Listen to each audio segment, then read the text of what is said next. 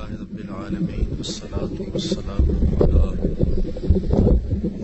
أشرف الأنبياء والمرسلين. قال الله تعالى وتبارك في القرآن المجيد والفرقان الحميد. بسم الله الرحمن الرحيم.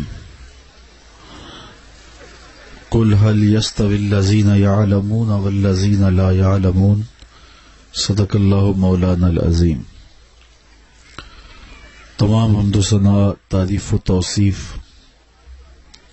اللہ جل مجدہ الکریم کی ذات بابرکات کے لیے، جو خالق کائنات بھی ہے اور مالک شش جہات بھی. اللہ جل وعلا کی حمد و ثنا کے بعد رسول رحمت، شفیع معظم، نبی محتشم، اللہ کے پیارے، امت کے سہارے، رب کے محبوب، دانائے غیوب، مالک رقاب امم، فخر عرب و عجم، والی کون و مکان، سیاہ لا مکان، سید انس و جاں، سرور لالا رخاں، نیر تاباں، سر نشین مہوشاں، ماہ خوباں، شہنشاہ حسینہ، تتمہ دوراں، سر خیل زہرہ جمالا، جلوہ صبح ازل، نور ذات لم یزل،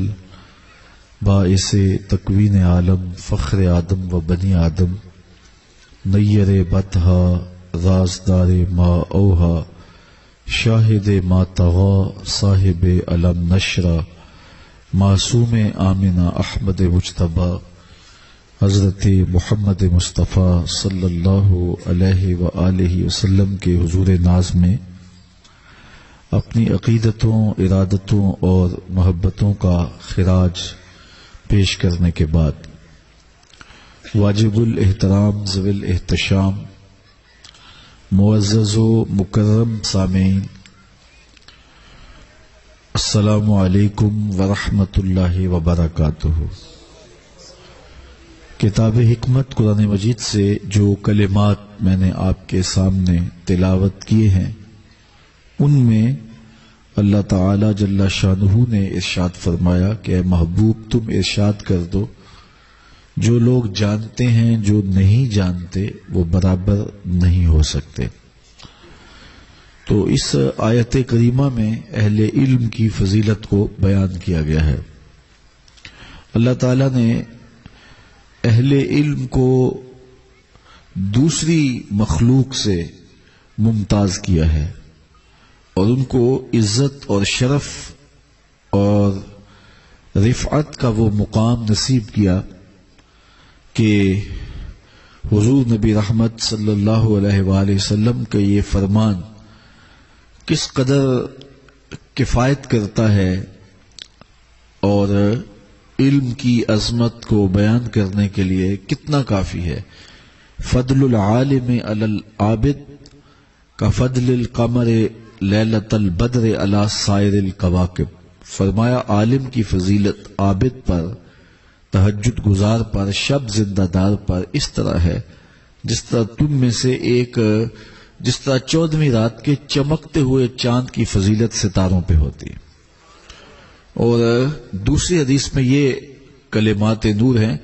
کہ فضل العالم علی العابد کا فضلی علی ادناکم، کہ عالم کی فضیلت عابد پر اس طرح ہے جس طرح تم میں سے ایک عام آدمی پر میری فضیلت ہے. تو یہ کس قدر جو ہے وہ مدح ہے اہل علم کی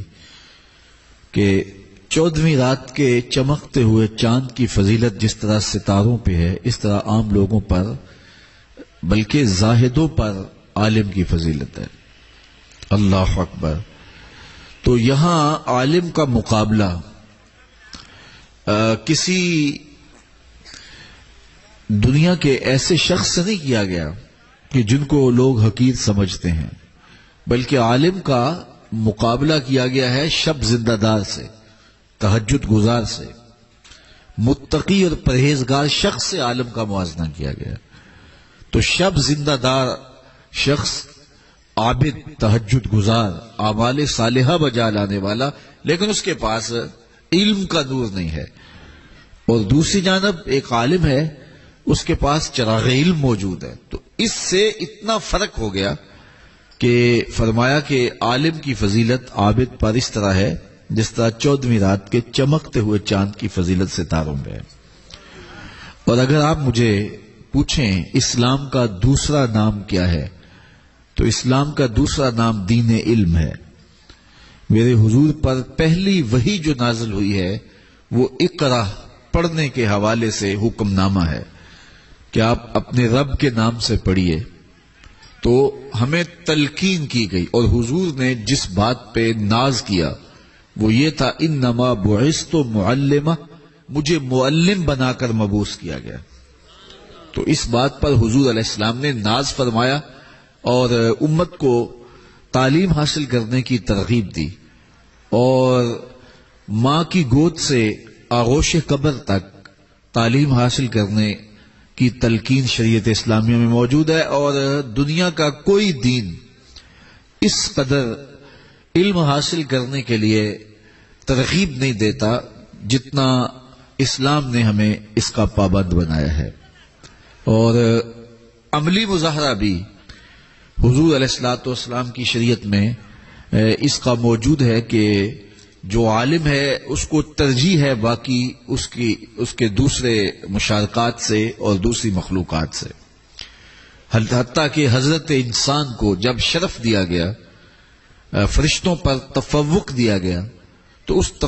تفوق اور شرف کا سبب بھی علم ہے. آدم علیہ السلام کو کچھ چیزوں کے نام سکھائے گئے اور فرشتوں کو نہیں بتائے گئے، اور پھر فرشتوں کے سامنے وہ چیزیں پیش ہوئیں اور کہا کہ مجھے ان چیزوں کے نام بتاؤ. تو وہ عرض کرنے لگے کہ ہم ان چیزوں کے نام نہیں بتا سکتے اس لیے کہ ہمیں علم نہیں دیا گیا. تو پھر آدم علیہ السلام سے کہا کہ اے آدم تم ان چیزوں کے نام بتاؤ. تو وہ سکھائے گئے تھے تو انہوں نے ایک ایک چیز کا نام بتا دیا. تو تب اللہ تعالیٰ نے فرشتوں سے کہا کہ میرے اس شاہکار کو تم سجدہ کرو. تو فرشتوں کی پیشانیاں حضرت آدم علیہ السلام کے سامنے جھک گئیں. تو فرشتوں کی پیشانیوں کے جھکنے کا سبب اور ان کا سجدہ ریز ہونا کس وجہ سے تھا؟ حضرت انسان کا شرف، اس کی عظمت کس چیز سے ظہور پذیر ہوئی؟ وہ حضرت آدم علیہ السلام کا ان اسماء کو جاننا تھا جن اسماء کو فرشتے نہیں جانتے تھے. تو علم کے سبب سے حضرت انسان کو اللہ تعالیٰ نے اس کے مشارکات سے بھی امتیاز کیا اور دیگر مخلوقات سے بھی اس کو ممتاز کر دیا. اسی طرح یہ علم ایک ایسی دولت ہے کہ جہاں بھی ہوگی وہاں امتیاز پیدا ہوگا اور وہاں تفوق باقیوں سے اہل علم کا پیدا ہو جائے گا. حضرت امام رازی علیہ الرحمہ نے لکھا ہے کہ جب حضرت سلیمان علیہ السلام آ رہے تھے تو ایک چونٹی نے کہا تھا جلدی جلدی اپنی بلوں میں داخل ہو جاؤ، اللہ کے نبی کا لشکر بے خبری میں تمہیں کچل نہ ڈالے. فتبسم ضاحکا من قولها. تو چونٹی کی اس بات کو سن کر اللہ کے پیغمبر حضرت سلیمان علیہ السلام مسکرا پڑے کہ اس نے کہا کہ یہ لشکر ہمیں کہیں کچل نہ دے، بے خبری میں عدم توجہ کی وجہ سے ہمیں دیکھ نہ پائے اور دھیان نہ ہو اور ہمیں کچل دے. تو امام راضی لکھتے ہیں کہ اس چیونٹی کو قیامت تک آنے والی چیونٹیوں کی ملکہ بنا دیا گیا. کیوں؟ اس لیے کہ وہ جانتی تھی کہ اللہ کے نبی کا تربیت یافتہ لشکر جان بوجھ کر ننھی جان کو بھی ضائع نہیں کر سکتا. اس کے اس علم کی وجہ سے اس کو باقی چیونٹیوں سے ممتاز کیا گیا اور قرآن نے اس سورت کے اس چیونٹی کے نام کی سورت اتاری. دیکھو ذات کی چیونٹی ہے لیکن قرآن میں جہاں انبیاء کے نام کی صورتیں ہیں، نبیوں کے خاندانوں کے نام کی، آل عمران ہے، سورہ یونس ہے، سورہ یوسف ہے، سورہ ابراہیم ہے، سورہ محمد ہے، جس طرح انبیاء اور پیغمبروں کے نام کی صورتیں ہیں، آپ قرآن کھولیں تو ایک سورت چیونٹی کے نام کی بھی ملے گی. سورہ النمل چیونٹی کے نام کی سورت. تو ذات کی چیونٹی لیکن عزتوں کی اس مسند پہ بٹھا دی گئی کہ قرآن نے اس کے نام کی سورت اتاری.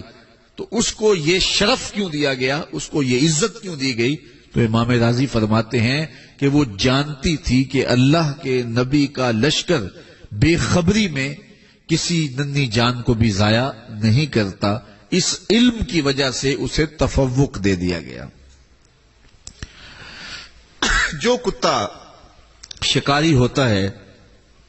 اس کو سکھایا گیا ہوتا ہے، اور وہ جب اس کو بھیجا جاتا ہے شکار کے لیے، اور اس کا مارا ہوا شکار جو ہے وہ جائز ہوتا ہے، اور اگر عام کتا جائے اور وہ کسی کو شکار کرے اور وہ مر جائے تو وہ جائز نہیں ہوگا۔ کیوں؟ اس لیے کہ جو سکھایا گیا کتا ہے اور جو نہیں سکھایا گیا کتا، دونوں کے شکار میں فرق ہے۔ تو اگر کتا بھی سیکھ جائے تو وہ باقی کتوں سے ممتاز ہو جاتا ہے، اور حضرت انسان اگر سیکھ جائے تو پھر وہ انسانوں سے ممتاز کیوں نہیں ہوتا؟ تو یہ شرف ہے حضرت انسان کا کہ وہ سیکھنے سے، علم حاصل کرنے سے اپنے دیگر افراد قوم سے ممتاز ہوتا ہے۔ تو اسلام نے ہمیں تعلیم حاصل کرنے کا درس دیا، اور تعلیم میں صرف دینی علوم ہی نہیں ہے، ہمیں عصری علوم حاصل کرنے کی بھی ترغیب دی گئی۔ آج دنیا کے اوپر اتنی کثرت کے باوجود ہم ذلت و رسوائی کا شکار کیوں ہیں؟ اس لیے کہ ہم تمام علمی میدانوں میں پیچھے رہ گئے۔ جدید ٹیکنالوجی ہو، جدید سائنسی علوم ہو، اور جدید دیگر عصری علوم ہو، تو وہ آج ان لوگوں کے پاس ہیں جنہوں نے بڑی بڑی اب ایجادات کی اور ہمارے سامنے ہیں، اور ہم لوگ جو ہیں وہ علمی میدان میں بہت پیچھے رہ گئے، جس کے نتیجے کے اندر آج ہم دنیا کے اوپر رسوا ہو رہے ہیں۔ تو ہمیں تکوینی علوم، عصری علوم حاصل کرنے کی تلقین بھی دی گئی، اور ہمیں دینی علوم حاصل کرنے کی بھی تاکید کی گئی۔ ہوا یہ کہ ہماری درس گاہیں جو عصری علوم پر مشتمل ہیں وہ سوائے کلرک پیدا کرنے کی اور کچھ نہیں کر رہی، اور ہماری درس گاہیں جو دینی علوم پر مشتمل ہیں تو ان درس گاہوں سے صرف دین سیکھنے والے لوگوں نے لوگوں کی دینی ضروریات کو سیکھ کر کے ہی لوگ تک منتقل کیا اور آگے نہیں بڑھے، جس کے نتیجے کے اندر ایک تو ہمارا معاشرہ دو حصوں میں تقسیم ہو گیا، ایک لبرل طبقہ آ گیا اور ایک دینی طبقہ آ گیا، اور ہر آنے والا دن اس خلیج کو بڑھاتا چلا جاتا ہے۔ کاش کہ ایسا ممکن ہو کہ عصری درس گاہیں اور دانش گاہیں جو ہیں ان میں دینی علوم کو داخل کیا جائے، تاکہ ہماری جو عمومی نسل ہے وہ دین سے بے بہرا نہ ہو۔ لیکن ہر آنے والا دن جب طلوع ہوتا ہے تو ہم خبر سنتے ہیں کہ فلاں نصاب سے بھی فلاں مضمون نکال دیا گیا، اور فلاں نصاب سے بھی فلاں مضمون نکال دیا گیا۔ تو ادھر جو دینیات انتہائی تھوڑی سی اشک شوئی کے لیے رکھی گئی ہے وہ بھی روز سکڑ رہی ہے، اور دوسری جانب جو درس گاہیں ہیں تو ان کا جو دینی نصاب ہے وہ بھی شارٹ ہو رہا ہے، اور مدارس جو ہیں ان کے اوپر پابندیاں جو ہیں وہ بہت ساری جو ہیں وہ عائد کر دی جاتی ہیں۔ اور تیسری بات یہ کہ درس گاہوں کا حجم ہی اتنا کم ہے کہ وہ معاشرے کے اندر دینی آگہی کی ضروریات کو پورا نہیں کر رہے، اور پھر ہوتا یہ ہے کہ درس گاہوں میں علم و تعلیم کو حاصل کرنے والے عمومی طور پہ معاشرے کے اندر ان لوگوں کا انتخاب کیا جاتا ہے، اور والدین ایسے بچوں کو بھیجتے ہیں جو کہ دیگر میدانوں کے اندر جو ہیں وہ چل نہیں سکتے ہیں۔ تو پھر ظاہر ہے جس طرح کی انویسٹمنٹ کی ہوگی تو نتائج بھی اس طرح کے ملیں گے۔ تو اس وقت ان امور کی بہت زیادہ ضرورت ہے کہ جو ہماری عصری دانش گاہیں ہیں ان میں دینی علوم کے لیے کوشاں ہوا جائے، لیکن وہ چونکہ ریاستی سرپرستی میں ہے، میرے اور آپ کے بس کا روگ نہیں ہے، اور جو پیچھے منصوبہ ساز بیٹھے ہوئے ہیں اور ان کے پیچھے جو اذہان ہیں، جو تھنک ٹینک کام کر رہے ہیں، تو یہ تو حالات ہمیں ہر آنے والے لمحے میں جو ہے وہ دور ہی لے جا رہے ہیں۔ اور جو دینی درس گاہیں ہیں تو جب ان کا حجم سکڑتا رہے گا اور حوصلہ شکنی کی جاتی رہے گی تو نتیجہ کے طور پہ جو ہے وہ یہ سسٹم بھی بہت کمزور ہو جائے گا، اور ایک وقت میں ایک ایسا سلسلہ قائم کر لیا جائے گا کہ یہ بھی غیر مؤثر ہو کے رہ جائیں گی۔ لیکن اس زمانے میں جو لوگ دینی درس گاہوں کا قیام کرتے ہیں اور اپنی ڈیوٹیاں اور اپنی ذمہ داریاں سر انجام دیتے ہیں، اگرچہ میں سمجھتا ہوں کہ یہ اس دور میں بڑا مشکل ترین کام ہے، مدارس دینیہ کا قیام، پھر ان کی آبیاری، ان کے لیے وسائل کا جمع کرنا، اور جو لوگ وسائل فراہم کرتے ہیں اور ان میں سے ایک ایسا کثیر طبقہ ہوتا ہے کہ جو حوصلہ شکنی کرتا ہے۔ ہم بھی اس راستے کے مسافر ہیں اور ہمیں اس حوالے سے بڑے بڑے مشکل اور حوصلہ فرسا مراحل سے بھی گزرنا پڑا ہے، لیکن چونکہ ایک جذبے ہوتے ہیں جو آگے بڑھنے کی ہمت دیتے ہیں، تو ہم اپنے اٹھے ہوئے قدموں کو روکتے نہیں ہیں، منزل کی طرف گامزن رہتے ہیں۔ اور دوسری بات یہ ہے کہ جب دینی قدریں زوال پذیر ہوں اور اس دور کے اندر جو کام کریں تو ان کا اجر دوہرا ہو جاتا ہے۔ حضرت شیخ احمد مجدد الف ثانی علیہ رحمہ نے مکتوبات قدسیہ میں اپنے دور کی بات کر رہے ہیں، جو آج سے 400 سال پہلے کا زمانہ تھا، اور آج تو ہم زوال کی جس آخری سیڑھی پہ ہیں وہ کسی سے مخفی نہیں، وہ 400 سال قبل فرما گئے کہ دیگر مدات کے اندر خرچ کرنا اگرچہ اللہ کی رضا کا باعث ہے، لیکن فرمایا تقویت دین کے لیے ایک دانگ خرچ کرنا، ایک ٹگا خرچ کرنا، ایک دانگ خرچ کرنا دیگر مدات میں لاکھوں کروڑوں خرچ کرنے سے زیادہ افضل ہے، چونکہ اس سے دین کو تقویت ملتی ہے، دین کو طاقت ملتی ہے۔ تو میں اس موقع پر مبارکباد دوں گا اس محترم اور معزز فیملی کو کہ جنہوں نے یہ قطع زمین دارالعلوم کے لیے، مسجد کے لیے اور مدرسے کے لیے وقف کیا، اور یہاں تعمیر کا ارادہ ہے، آج سنگ بنیاد رکھا جانا ہے، اور انشاءاللہ اللہ کی دی ہوئی توفیق سے بہت جلد یہ درسگاہ پائے تکمیل کو پہنچے گی، اور یہاں عصری اور دینی دونوں علوم کے ذریعے سے نئی قوم کی، نئی نسل کی تربیت کے لیے منصوبہ بندی انشاءاللہ کریں گے، تاکہ اس علاقے میں یہ درسگاہ ایک مثالی درسگاہ بنے، اور اس میں روشن خیال اور روشن ضمیر مدرسین کی ایک کھیپ آنے والی نسل کی اچھی تربیت کرے، اور وہ جو ہے وہ شعوری طور پہ خدمت دین متین کے جذبوں سے سرشار ہو کر کے آنے والے دور کے جو چیلنج ہیں ان کا مقابلہ کر سکیں۔ ادارۃ المصطفیٰ کی جو خدمات ہیں اس حوالے سے وہ اپنی بساط کے مطابق انشاءاللہ پیش کرتا رہے گا، اور یہ معزز خاندان، یہ فیملی جنہوں نے یہ بیڑا اٹھایا، اور آپ سارے لوگ ان کے ساتھ دست و بازو ہوں گے، اور یہ برلب سڑک قطع زمین جو میسر آیا انشاءاللہ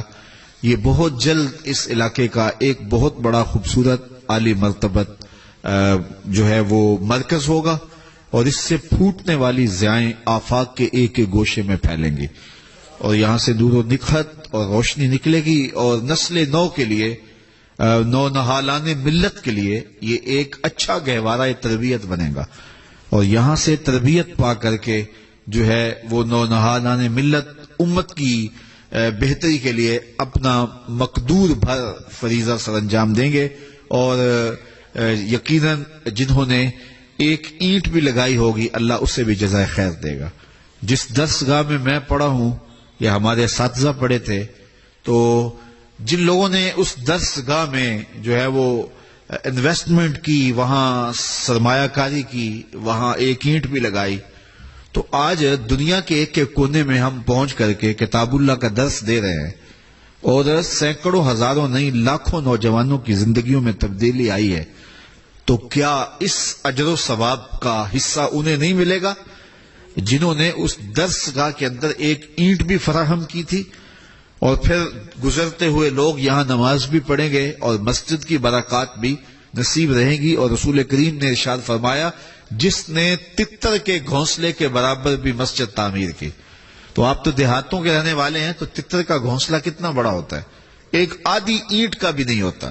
تو جس نے تتر کے گھونسلے کے برابر بھی مسجد کی تعمیر کی، رسول کریم فرماتے ہیں قیامت کے دن اللہ تعالیٰ اس کو جنت میں محل نصیب کرے گا۔ اتنا بڑا صلہ اس کے لیے رکھا گیا ہے جس نے ایک تتر کے گھونسلے کے برابر، ایک آدھی اینٹ کے برابر مسجد کی تعمیر کی ہے۔ تو یہ اتنا بڑا قطع زمین برلب سڑک، اس کو اس عظیم کاز کے لیے، اس عظیم کام کے لیے، اس عظیم مقصد کے لیے اور اس عظیم مشن کے لیے وقف کر دینا، یقیناً یہ اس پورے خاندان کے لیے عزتوں کا سبب بھی ہوگا، آخرت کی بہتریوں کی ضمانت بھی ہوگا، اور اس پورے علاقے کی نسل نو کے لیے، نو نہالان امت کے لیے ایک بہتر ذریعہ ہوگا۔ جو لوگ یہاں سے برکت، فیض، روشنی حاصل کریں گے تو یقیناً ان کو ثمرات نصیب ہوں گے۔ میں دعا گو ہوں خاص طور پہ جو ہے وہ اس فیملی کے لیے اور ان کے جملہ متعلقین کے لیے اور اس علاقے کے تمام لوگوں کے لیے جو اس درس گاہ کی بنیاد میں آج شامل ہو رہے ہیں، اور اللہ ہمیں وہ جلد دن نصیب فرمائے کہ ہم دوبارہ جب یہاں آئیں تو اس کا آج سنگ بنیاد رکھا جا رہا ہے اور پھر ہم اس درس گاہ کا جو ہے افتتاح کر رہے ہوں، اور یہ خوبصورت درس گاہ پھر پورے علاقے کے اندر ایک جو ہے وہ روشن استعارہ نور بن جائے، مینارہ رحمت بن جائے، گہوارہ تربیت بن جائے، اور اس کے صدقے سے کئی لوگوں کی زندگیوں کے اندر روشنیاں، اجالے اور نور و نکہت نصیب ہو۔ اللہ مجھے آپ کو اپنی رحمتوں کے سار میں رکھے، اللہ میرے وطن کی حفاظت فرمائے، اللہ اس ملک میں نظام مصطفیٰ کی بہاریں نصیب فرمائے، آپ جتنے لوگ آئے ہیں سب کو قبول فرمائے۔ وقت چونکہ اتنا مختصر ہے تو اس عنوان سے زیادہ لمبی گفتگو کرنے سے قاصر ہوں، تو جو باتیں آپ تک پہنچائیں اللہ انہی میں اثر کی شیرینی رکھ دے۔ اور یہ 2 اپریل کو مرکز مصطفیٰ میں مصطفی اجتماع، سالانہ اجتماع جو درس قرآن کے جملہ منتظمین اور سامعین کا ہر سال منعقد ہوتا ہے، تو اس میں میں آپ سب کو بصمیم قلب دعوت دیتا ہوں۔ 2 اپریل کو جو ہفتے کا دن بنتا ہے، مغرب سے لے کر کے رات 12 بجے تک اس اجتماع میں ضرور شرکت کیجیے گا۔ انشاءاللہ آپ کو اس اجتماع میں بہت فائدہ نصیب ہوگا، بہت ساری روحانی برکتیں ملیں گی، اور یقیناً اس اجتماع میں جو پہلے شریک ہو چکے ہیں وہ تو جانتے ہیں، جو نہیں ہوئے وہ ایک بار ضرور ہوں۔ یقیناً پورا سال آپ کو پھر اس کا انتظار بھی رہے گا، اور پورا سال اس کی برکتیں اور اس کی رحمتیں آپ کی جھولی میں بھی رہیں گی۔ تو یہاں دوست آپ کے لیے انتظام کریں گے تو ان سے رابطہ رکھیے گا۔ 2 اپریل ہفتے کے دن انشاءاللہ مصطفی اجتماع ہوگا۔ وآخر دعوانا ان الحمدللہ رب العالمین۔